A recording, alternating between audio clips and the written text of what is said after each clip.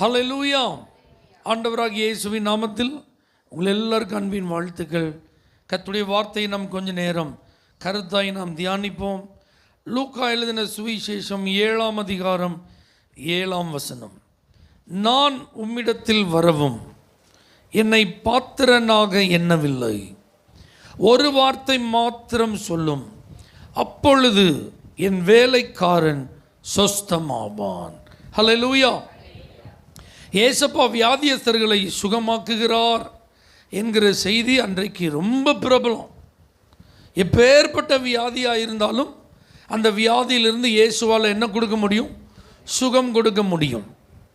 இப்போ பாருங்கள், அந்த நாட்களில் 100க்கு அதிபதி ஒரு மனுஷன், தேவனை அறியாத குடும்ப பின்னணியத்தை சேர்ந்தவன். ஆமென். அவனுக்கு மிகவும் பிரியமான அவனுடைய வேலைக்காரர்களில் ஒருவன் மரண அவஸ்தையாக இருந்ததுனால யூதர்களுக்குள் அவனுக்கு மிகவும் நெருக்கமான சிநேகிதர்களாக இருந்த ஒரு சிலரை அவன் அணுகி, இயேசுநாதர்கிட்ட எப்படியாவது ரெக்கமெண்ட் பண்ணுங்க, என் வீட்டில் இப்படி என் வேலைக்காரன் மரண அவஸ்தையாக இருக்கிறான், அவர் வந்து அவனை என்ன செய்யணும்? குணமாக்க வேண்டும் என்று வேண்டிக் கொண்டான். ஆட்களை அனுப்பிவிட்டான். இப்போ ஆட்களும் பாருங்கள், ஏசப்பாட்ட வந்து சொல்கிறாங்க, கண்டிப்பாக நீங்கள் அவன் வீட்டுக்கு வந்தே ஆகணும். ஏன்னா இந்த தயவு செய்கிறதற்கு அவன் எப்படிப்பட்ட ஆளாக இருக்கான்? பாத்திரவானாக இருக்கிறான். அவன் யூதர்களுக்கு ரொம்ப சிநேகிதன், யூதர்களை நேசிக்கிறவன்.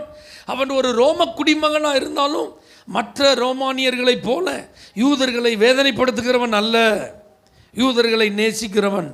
அது மாத்திரம் கிடையாது, ஜீசஸ் அவன் யூதர்களுக்கு ஒரு ஜெபாலயமே என்ன செஞ்சிருக்கான்? கட்டி தந்திருக்கிறான். நல்ல ஒரு நன்கொடையாளன். ஆமென். அதனால் அவனுக்காக நம்ம கண்டிப்பாக அவன் வீட்டுக்கு என்ன செய்யணும்? போகணும். ஏசப்பாவும் வருகிறேன் என்று சொல்லி இப்போ என்ன செஞ்சுட்டு இருக்கிறாங்க? வீட்டுக்கு போயிட்டுருக்காங்க. இப்போ வீட்டுக்கு சமீபமாக வந்த போது, அப்படி தான் பைபிள் சொல்லுது 6வது வசனத்தில், அப்பொழுது இயேசு அவர்களுடனே கூட போனார், வீட்டுக்கு சமீபமான போது. ஒரு அல்லேலூயா சொல்லுங்க. இன்னும் கொஞ்சம் தூரத்தில் வீடு இருக்குது, கிட்ட ஏசப்பா வந்துட்டாங்க. இப்போ ஒரு செய்தி அவன் சொல்லி அனுப்பி விடுறான். என்ன சொல்லி அனுப்பி விடுறான்? ஆண்டவரே, நீர் வருத்தப்பட வேண்டாம், நீர் என் வீட்டு வாசலுக்குள் பிரவேசிக்க நான் பாத்திரவான் அல்ல. அல்லேலூயா. அதனால் நான் உம்மிடத்தில் வரவும் என்னை பாத்திரவானாக எண்ணவில்லை. இவன் யார்? ஒரு செஞ்சுரியன். 100 பேர் வச்சு இவன் வேலை வாங்குகிற ஒரு ஆள். இவனுக்கு நிறைய இன்ஃப்ளூயன்ஸ் உண்டு, இவனுக்கு அதிகாரம் உண்டு, இவனுடைய வேர்டில் பவர் உண்டு, அந்த அரசாங்க வல்லமை. இவன் என்ன சொன்னாலும் அவன் சொல்கிற வார்த்தையை அவனுக்கு கீழே இருக்கிறவங்க கண்டிப்பாக கேட்டு தான் அவன் வான்னா வரணும், போனா என்ன செய்யணும்? போகணும். ஆனால் இவன் சொல்கிறான், நீங்கள் ஒரே ஒரு வார்த்தை மட்டும் சொன்னால் போதும், அந்த வார்த்தை என் வேலைக்காரனை குணமாக்கிடும். என் வார்த்தையில் இருக்கிற அதிகாரத்தை காட்டிலும் உங்கள் வார்த்தையில் வல்லமை இருக்குது, அதை நான் நம்புகிறேன்.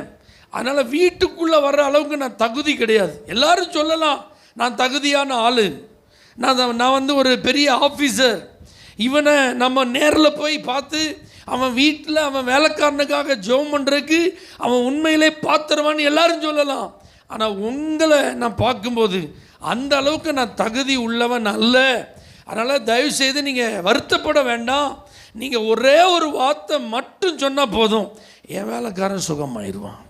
இப்போ ஏசப்பா திரும்பி தன்னை பின்பற்றுகிற யூதர்களை பார்த்து அவர் ஆச்சரியமாக ஒரு வார்த்தை சொல்கிறாரு, எப்பா உங்களுக்குள்ள கூட இப்படி ஒரு விசுவாசத்தை நான் அணிஞ்சியில் பார்க்கலப்பா. ஹல்லேலூயா.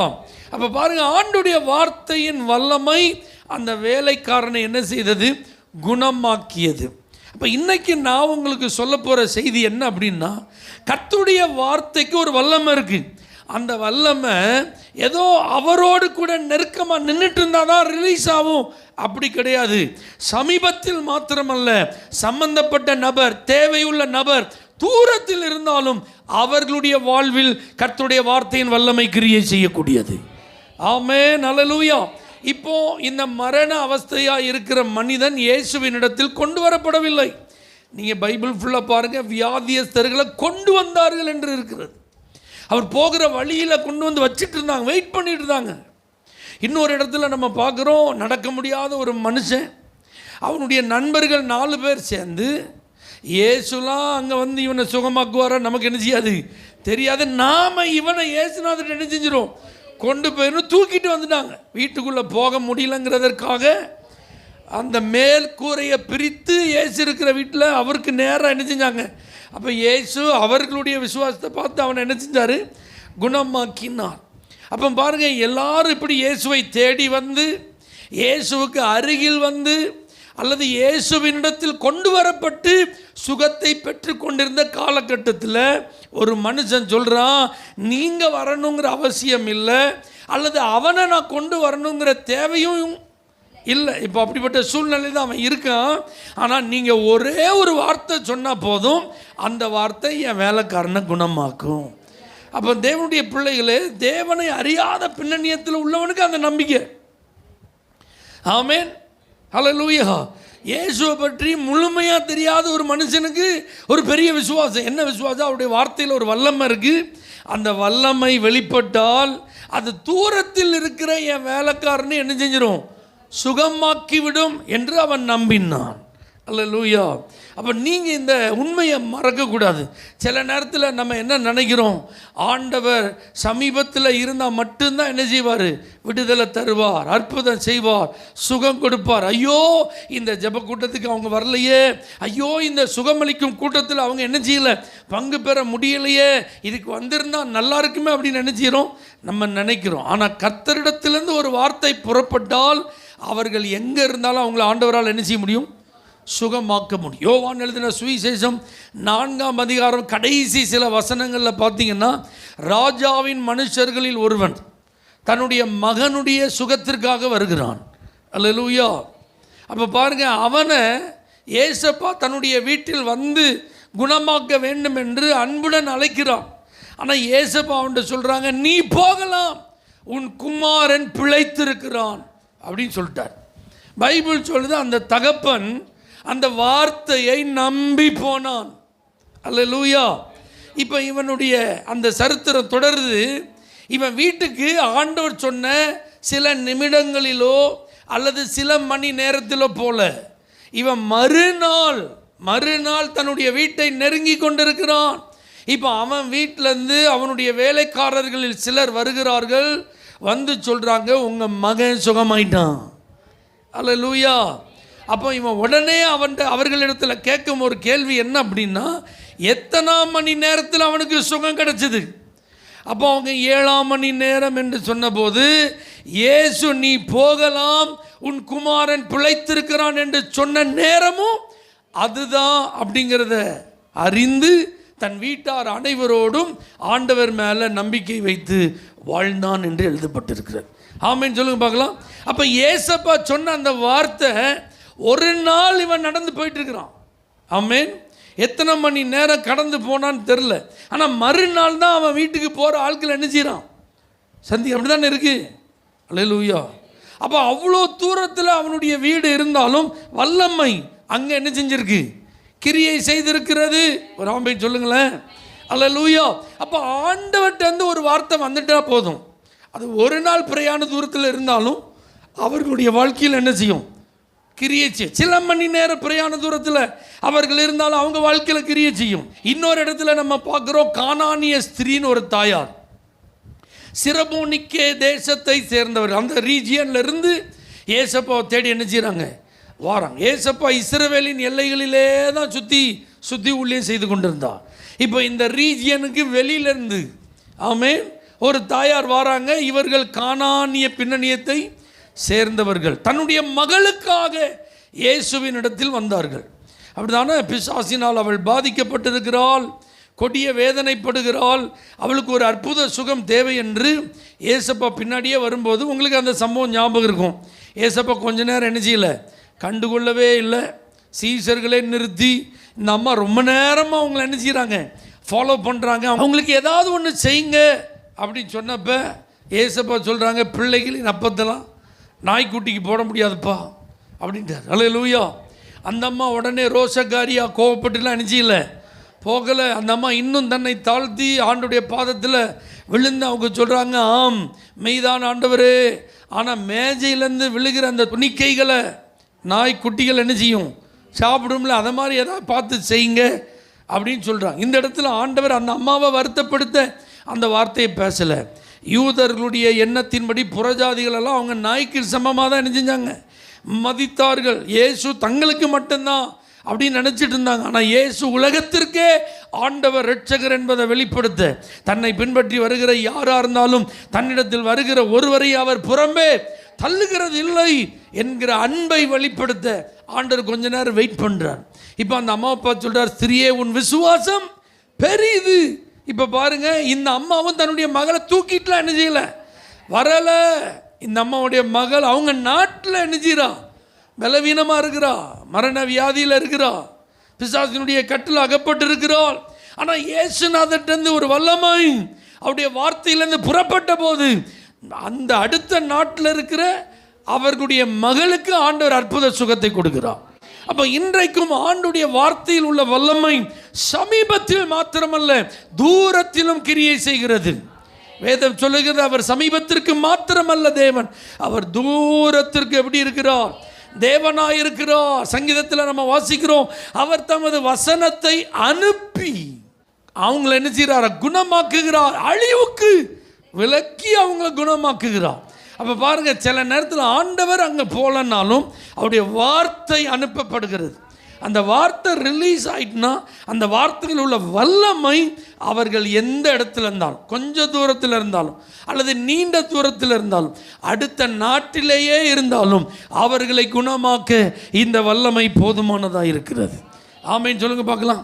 ஒரு முறை பாருங்கள், எசேக்கியா ராஜாவை குறித்து நான் பிரசங்கம் பண்ணிட்டு இருக்கேன். மரணத்திற்கு ஏதுவான வியாதி, அவன் பிழைக்க மாட்டான், மரித்து போவான் என்கிற செய்தியை ஏசாயாட்ட சொல்லி கர்த்தர் என்ன செய்கிறாரு, அனுப்புகிறார். ஆனால் பாருங்கள், அவன் சோர்புறமாக திரும்பி அழுறான். கர்த்தாவை, நான் உமக்கு முன்பாக மன உண்மையாக நடந்தேனே, உத்தமமாக நடந்தேனே அப்படின்னு அழுத உடனே அரண்மனையின் பாதி முற்றத்திற்கு போன அந்த தீர்க்கதரிசிட்ட கர்த்தர் மறுபடி பேசுகிறாரு, என் ஜனத்தின் அதிபதியின் விண்ணப்பத்தை நான் கேட்டேன், அவன் கண்ணீரை நான் கண்டேன், அதனால் நீ போய் அவன்கிட்ட சொல்லு, அவனுக்கு ஆயுசு நாளில் 15 வருஷத்தை நான் கூட்டி கொடுக்குறேன். அல்லேலூயா. அப்போ துக்ககரமான செய்தியை சொல்லிட்டு ராஜாவை அவர் அழுகிறத பார்க்க முடியாமல் வேதனையோடு போன இந்த தீர்க்கதரிசி இப்போ சந்தோஷமாக வந்து இந்த நற்செய்தியை அறிவிக்கிறார். அப்போ பாருங்கள், அவர்கிட்ட கேட்குறாரு, நீங்கள் 3 நாளில் சுகமாகி ஆலயத்துக்கு போயிடுவீங்க, உங்களுக்கு என்ன அடையாளம் வேணும், இந்த பாகை அப்படியே சுத்தட்டுமா எக்ஸ்ட்ரா? அவன் சொன்னான், வழக்கமாக சுற்றுறதுலாம் வேண்டாம், ரிவர்ஸில் சுத்தட்டும்ட்டான். அதே மாதிரி என்ன செய்தது, ஆண்டவர் அடையாளத்தை நிரூபித்தார். 3வது நாள் அவன் எழுந்து ஆலயத்துக்கு போயிட்டான். அப்போ நான் அன்னைக்கு சொன்ன அந்த வார்த்தை, இன்னும் 3 நாளில் மரணத்திற்கு ஏதுவாக இருக்கிற உங்கள் குடும்ப அங்கத்தினர்களில் யாராவது பாதிக்கப்பட்டிருந்தா அவர்களை கர்த்தர் குணமாக்குவார், உயிரோடு எழுப்புவார் அப்படின்னு சொல்கிறேன். அன்னைக்கு அந்த கர்த்தருடைய வார்த்தையை கேட்டுக்கொண்டிருந்த ஜனங்களில் ஒரு சகோதரினுடைய உடன் பிறந்த சகோதரர் மரணத்துக்கு ஏதுவாக போராடிட்டு இருக்கிறார். டாக்டர்கள்லாம் சொல்லிட்டாங்க, அவரை காப்பாற்றுறது ரொம்ப கஷ்டம், ஒரு பயங்கரமான வெட்டு, அதில் ரொம்ப அதிகப்படியான ரத்தம் வெளியே போயிட்டு, அதுக்கப்புறம் சுகர் வேறு அவங்களுக்கு அதிகமாக இருக்குது, அதனால் என்ன செய்யலாம் அப்படிங்கிறது டாக்டருக்கு என்ன செய்யலை தெரியலை, காப்பாற்றுவது ரொம்ப கடினம் அப்படின்னு சொல்லிட்டான். ஆனால் பாருங்கள், இந்த வார்த்தையை அவர்கள் தீர்க்கமாக எடுத்துக்கொண்டார்கள். 3 நாள் தான், 3 நாளில் வீட்டுக்கு போயிடலாம். அல்லேலூயா, 3 நாளில் சுகம் ஆயிரும். அப்போ பாருங்கள், அந்த வார்த்தையை வச்சு அவங்க ஜெபிக்கிறார்கள். அவங்க இருக்கிற இடம் ஒன்று, அவர்களுடைய உடன் பிறந்த சகோதரர் இருக்கிற இடம் இன்னொன்று. ஆமீன். பல மணி நேரம் ட்ராவல் பண்ணால் தான் அந்த இடத்துக்கு என்ன செய்ய முடியும், போகும். இப்போ இவர்கள் இருக்கிற சூழ்நிலையில் தன்னுடைய சகோதரனை நேரில் சந்திப்பதற்கு அவங்களுக்கு என்ன இல்லை, வாய்ப்பு இல்லை, இவர்களுடைய குடும்ப சூழ்நிலை. ஆமேன். அப்போ இவங்க ஜெபம் பண்ணுறாங்க, ஆண்டவரே உங்கள் வார்த்தையை நீங்கள் இப்போ தந்திருக்கீங்க, இந்த வார்த்தையை நீங்கள் அனுப்புங்க, இந்த வார்த்தை எங்கள் அண்ணனை என்ன செய்யட்டும், குணமாக்கட்டும், மரணத்துக்கு ஏதுவாக இருக்கிற எங்கள் அண்ணனுடைய வாழ்க்கையில் இந்த வார்த்தை அவருக்கு ஜீவனை கொடுக்கட்டும். 3 நாளில் நீங்கள் தேவாலயத்திற்கு போவான் என்று இந்த ராஜாவுக்கு வாக்கு பண்ணியிருக்கீங்க, 3 நாளில் எங்கள் அண்ணன் வீட்டுக்கு திரும்பி போயிடணும். அல்லேலூயா. என்ன ஆச்சரியம் தெரியுமா, கர்த்தர் அந்த வசனத்தை அனுப்பி அந்த சகோதரனை குணமாக்கி 3வது நாள் சுகத்தோடு வீடு திரும்ப உதவி செய்தார். இன்றைக்கும் அவர் ஜீவனோடு இருக்கிறார். அல்லேலூயா. இயேசு கிறிஸ்துவின் வார்த்தையில் உள்ள வல்லமை இன்றைக்கும் சமீபத்தில் மாத்திரமல்ல, தூரத்திலும் கிரியை செய்து கொண்டிருக்கிறது. பெற்றோர்களாக இருக்கலாம், சகோதர சகோதரிகளாக இருக்கலாம், உங்களுடையவர்கள், உங்களுடைய அன்புக்குரியவர்கள் சில சூழ்நிலை நிமித்தம் உங்களோட்டு தூரம் இருக்கலாம். படிப்பு நிமித்தம், வேலை நிமித்தம், அல்லது அலுவல்கள் நிமித்தம் எங்கேயாவது அவங்க என்ன செய்யலாம், இருக்கலாம், தங்கி இருக்கலாம். திடீர்னு ஒரு செய்தி வருது, உடல் நலம் இல்லை, மருத்துவமனையில் என்ன செய்கிறாங்க, அனுமதிக்கப்பட்டிருக்கிறார்கள். பயப்பட வேண்டாம், பதட்டம் அடைய வேண்டாம். ஐயோ என்ன ஆயிருமோ ஏதாயிருமோன்னு சொல்லி என்ன செய்ய வேண்டாம், கலங்க வேண்டாம். நீங்கள் விசுவாசத்தோடு, ஆண்டவரே உங்களுடைய வசனத்தை நீங்கள் அனுப்புங்க, உங்கள் வார்த்தையை நீங்கள் அனுப்புங்க. உங்கள் வார்த்தையில் இருக்கிற வல்லமை அங்கே பாதிக்கப்பட்ட என்னுடைய மகனையோ, என்னுடைய மகளையோ, என்னுடைய தகப்பனையோ, என்னுடைய தாயையோ, சகோதரனையோ, சகோதரியையோ குணமாக்கட்டும் என்று நீங்கள் இருக்கிற இடத்துல ஜெபிப்பீர்களானால், உங்களால் போக முடியாத இடத்துல இந்த இயேசுவின் வார்த்தையில் உள்ள வல்லமை கடந்து சென்று அவர்களை குணமாக்கும் என்பதில் சந்தேகமே இல்லை. ஹல்லேலூயா. ஏராளமான சாட்சிகள் என்ன செய்யலாம், சொல்லலாம். ஆமென். சமீபத்தில் ஒரு போதகருடைய மகள் லண்டன் தேசத்தில் இருக்கிறாங்க. அவங்களுக்கு திடீர்னு ஒரு ஆபத்தான ஒரு சூழ்நிலை, உயிருக்கு போராடி கொண்டிருக்கிறார்கள் என்கிற செய்தி. யோசிச்சு பாருங்க, அடித்து பிறண்டு போக முடியுமா உடனே? இவங்க இருக்கிறது இந்தியாவில், மகள் இருக்கிறது லண்டனில். ஆனால் செய்தி வேதனையான ஒரு செய்தி. உடனடியாக அறுவை சிகிச்சை செய்யப்பட வேண்டும். ஆகவே உயிருக்கு ஆபத்தான நிலையில் அவர்கள் மருத்துவமனையில் என்ன செஞ்சுருக்காங்க, அனுமதிக்கப்பட்டிருக்கிறார்கள் என்கிற செய்தி வந்த உடனே இந்த அவசர செய்தி அன்றைக்கு கூடியிருந்த ஊழியர்களுக்கு மத்தியிலே அது தெரிவிக்கப்பட்டு எல்லா ஊழியர்களும் இணைந்து ஜெபித்தார்கள். தேவனுடைய மனிதனுடைய மகளுக்காக மன்றாடி என்ன செய்தார்கள், ஜெபித்தார்கள். கர்த்தருடைய பெரிதான கிருபை, ஆபத்தான சூழ்நிலையில் மருத்துவமனையில் அனுமதிக்கப்பட்ட அந்த மகளுக்கு அறுவை சிகிச்சை நேர்த்தியாய் நடக்க கர்த்தர் கிருபை செய்தார். சரியான நேரத்தில் சரியான சிகிச்சை கிடைக்க கர்த்தர் உதவி செய்தார். இன்னைக்கும் அவங்க நலமுடன் வாழ்ந்து கர்த்தரை மகிமைப்படுத்தி கொண்டிருக்கிறார்கள். அல்லேலூயா. அதனால் எங்கேயாவது யாரையாவது குறித்த ஒரு பாதிக்கப்பட்ட செய்தி, வேதனையான செய்தியை நீங்கள் கேள்விப்பட்டால் மற்றவர்கள் அழுது புலம்புவதை போல் உடனே என்ன செஞ்சிடக்கூடாது, அழுது புலம்பி மாறு அடித்து தரையில் உருண்டு இருக்கிற ஆட்களையும் பயங்காட்டிடக்கூடாது. ஆமென் சொல்லுங்கள். நம்முடைய நோய்களை சுமந்து தீர்த்த இயேசு இன்றைக்கும் வல்லவராக இருக்கிறார்.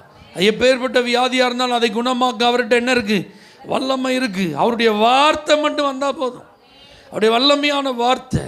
ஆமென். அதனால் ஒரு நாளும் தூரத்தில் இருக்காங்களா, அவங்க இப்போ பக்கத்தில் இல்லையே, என்னால் பார்க்க முடியலையே, இந்த நேரத்தில் நான் என்ன செய்வேன்னு சொல்லி நீங்கள் அவிசுவாசத்திற்கு இடம் கொடுக்காமல் விசுவாசத்தோடு அவர்களுடைய சரீரத்தில் கர்த்தருடைய வல்லமை கடந்து போக நீங்கள் என்ன செய்யணும், ஜெபிக்கணும். அப்படி ஜெபித்தால் ஆண்டவர் பெரிய அற்புதத்தை என்ன செய்வார். சில நேரத்திலலாம் சிலருங்களை ஃபோன் பண்ணி பலவீனம், வலி, வேதனை தாங்க முடியல, உருண்டுட்டு இருக்கிறாங்க அப்படிம்பாங்க. உடனே பாருங்கள், ஃபோனில் தான் ப்ரேயர் பண்ணுவோம். ஒரு டம்ளரில் தண்ணி எடுத்துக்கோங்க, அந்த தண்ணியில் உங்கள் விரலை வச்சுக்கோங்க. நான் இப்போ என்ன செய்கிறேன், ஜெபிக்கிற ஆண்டுடைய வார்த்தையின் வல்லமை அந்த தண்ணீரில் இறங்கும். ஆமாம். ஏன்னா நம்ம டாக்டர் கிடையாது, இந்த ஊசியை போடுங்க, இந்த மாத்திரையை சாப்பிடுங்கன்னு சொல்கிறது. நமக்கு தெரிஞ்சதெல்லாம் ஏசப்பாவுடைய அற்புதமான வல்லமை தான். அவர்களுக்காக ஜெபிக்கும் போது கர்த்தர் நிச்சயமாக சுகம் கொடுப்பார் என்கிற நம்பிக்கை தான். பாருங்கள், ஜெபத்தோடு விசுவாசித்து அந்த தண்ணியை ஜெபம் பண்ணி நீங்கள் குடிங்க அப்படின்னு சொன்னதான் தாமதம். அந்த நடு ராத்திரியில் ஆண்டவர் அற்புதம் செய்கிறார். ஏன்னா அந்த அவசரத்தில் ஹாஸ்பிட்டல் போனாலும் டாக்டர் என்ன செய்ய முடியாது, பார்க்க முடியாது. அல்லது அந்த இடத்துல அந்த உடனடியாக அவர்கள் அழைத்து செல்லப்படுவதற்கு ஏதுவான சூழ்நிலை என்ன செய்யாது, இருக்காது. ஆகவே தான் அவங்க பதறிப்போ என்ன செய்கிறாங்க, ஜெபிக்க கேட்கிறார். அந்த நேரத்தில் நம்மளும் என்ன செஞ்சிடக்கூடாது, பதறிடக்கூடாது. அல்லேலூயா. நம்மள்ட்டெல்லாம் ஏதாவது ஒரு தகவல் சொல்கிறாங்கன்னா நம்ம ஜெபம் பண்ணுவோம் அப்படிங்கிறது தான் சொல்கிறாங்க. அவங்க அழுகிறாங்கன்னு சொல்லிட்டு நீங்களும் அவங்க கூட சேர்ந்து என்ன செய்யக்கூடாது, ஓன்னு என்ன செய்யக்கூடாது, அழக்கூடாது. ஆமென் சொல்லுங்கள். ஏன்னா ஆண்டுடைய வல்லமை சமீபத்தில் மாத்திரமல்ல, அது தூரத்தில் என்ன செய்கிறது, கிரியை செய்து கொண்டு இருக்கிறது. அடுத்த தெருவில் இருந்தாலும் கிரியை செய்யும், அடுத்த ஊரில் இருந்தாலும் கிரியை செய்யும், அடுத்த மாநிலத்தில் இருந்தாலும் கிரியை செய்யும், இந்த தேசத்தின் மூலையில் எங்கே இருந்தாலும் கிரியை செய்யும், வேறு தேசத்தில் இருந்தாலும் கிரியை செய்யும். ஆமென் சொல்லுங்கள். அல்லேலூயா. ஆகவே ஆண்டுடைய வார்த்தையின் வல்லமை கிரியை செய்வதற்கு எல்லை இல்லை. இதுவரை தான். நீங்கள் இப்போ இந்த ரேஞ்ச் இருக்குது, டவர் இருக்குது பார்த்தீங்களா, இப்போ வயர்லெஸ் மைக்கெலாம் இருக்குது. என்ன மைக்கு, கார்ட்லெஸ் மைக்கெலாம் இருக்குது. அதுக்கு ஒரு ரிசீவர் வச்சுருப்பாங்க. அந்த ரிசீவர் ஒரு குறிப்பிட்ட தூரத்தில் அந்த கார்ட்லெஸ்ஸை கொண்டு போனால் மட்டும்தான் அதுலேருந்து சத்தம் கிளியராக என்ன செய்யும், கொஞ்சம் கொஞ்சம் கொஞ்சம் அதை விட்டு விலகி விலகி போக போக அதை விட்டு விட்டு சத்தம் என்ன செய்யும்? கேட்கும். ஒரு குறிப்பிட்ட தூரத்தை தாண்டிட்டிங்கன்னா இந்த வயர்லெஸ் மைக்குக்கும் அந்த ரிசீவருக்கும் உள்ள கான்டாக்ட் போயிட்டு அப்படின்னா அதுக்கப்புறம் நீங்கள் எங்கேருந்து என்ன பேசினாலும் என்ன செய்யாது? கேட்காது. அப்போ அவங்க என்ன சொல்லுவாங்க, இதனுடைய கெப்பாசிட்டி இதுலேருந்து இவ்வளோ மீட்டருக்குள்ளே தான் இருந்து நீங்கள் என்ன செய்யணும்? பேசணும். ஆனால் ஆண்டுடைய வார்த்தையின் வல்லமைக்கு இப்படி ரேஞ்சே கிடையாது, இப்படி லிமிட் கிடையாது. இந்த எல்லைக்குள்ளே தான். உங்கள் சர்ச்சிலேருந்து ஜோம் பண்ணுறீங்களோ அதுலேருந்து ஒரு 200 மீட்டருக்குள்ளே அவங்க இருந்தால் தான் சுகத்தை ஆண்டவர் என்ன செய்வார்? கொடுப்பார். உங்கள் வீட்டிலேருந்து ஜோம் பண்ணுறீங்களா பக்கத்து வீட்டில் இருந்தால் தான் உங்களுக்கு சுகம். அப்படி கிடையவே கிடையாது. நாம் ஜெபிக்கும் நபர் எந்த இடத்துல இருந்தாலும் ஆண்டுடைய வார்த்தையின் வல்லமை அனுப்பி நாம் ஜெபிக்கும் போது கர்த்தர் தெய்வீக சுகத்திற்கு தந்திருக்கிற வார்த்தைகளை விசுவாசித்து நாம் அறிக்கையிடும் போது இந்த வார்த்தையில் உள்ள வல்லமை ஆமை கடல் கடந்து கூட போகும். அல்லேலூயா. எல்லைகளை கடந்து போகும். ஒருவேளை நீங்கள் போக முடியாத இடங்களுக்கு கூட கர்த்தருடைய வார்த்தையின் வல்லமை என்ன செய்யும்? கடந்து போகும். இன்றைக்கும் இயேசுவின் வார்த்தையில் உள்ள வல்லமை சமீபத்தில் மாத்திரமல்ல தூரத்திலும் கிரியை செய்து கொண்டிருக்கிறார். உங்களுடையவர்கள் பாதிக்கப்படுகிறார்கள் என்பதை நினைச்சு நீங்கள் என்ன செய்ய வேண்டாம்? பயப்பட வேண்டாம். அவர்களுடைய சரீரத்தில் பலவீனம் என்ற உடனே கலங்கி விட வேண்டாம். நாம தான் அவங்க பக்கத்தில் இல்லை, ஆனால் கர்த்தருடைய வார்த்தையின் வல்லமை அவங்களோடு இருக்கிறது. அங்கே கர்த்தர் அவர்களுக்கு அருகில் இருந்து சுகத்தை என்ன செய்கிறார்? கொடுக்கிறார். இதை விசுவாசிப்போம். கர்த்தருடைய வார்த்தையின் வல்லமை சமீபத்தில் மாத்திரமல்ல தூரத்திலும் கிரியை செய்கிறது என்கிற நற்செய்தியை சோர்ந்து போயிருக்கிறவங்களுக்கு அறிவிப்போம். கவலைப்படாதீங்க. நீங்கள் இருக்கிற இடத்துல இருந்து ஜெபம் பண்ணுங்க. உங்களால் அங்கே போக முடியலையேன்னு சொல்லி என்ன செய்ய வேண்டாம்? நீங்கள் வருத்தப்பட வேண்டாம், வேதனைப்பட வேண்டாம்.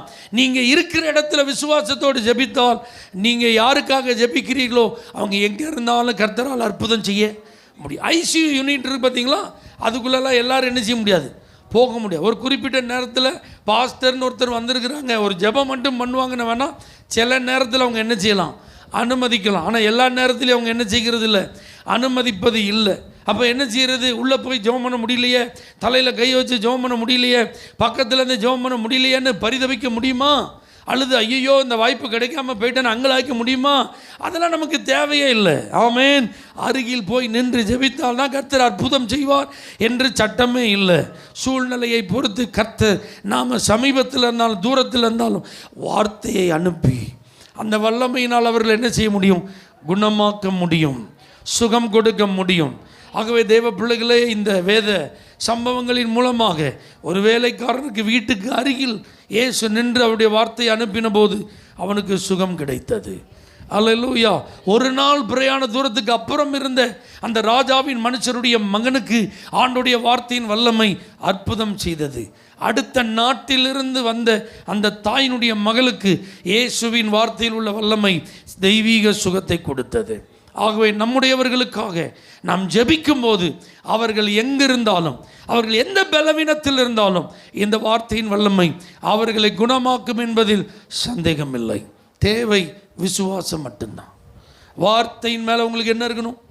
ஆண்டவராக ஆச்சரியப்படுத்தோம். எப்பா இஸ்ரவேலர்களுக்குள்ள கூட இப்படி ஒரு விசுவாசத்தை நான் நினைச்சில பார்க்கல.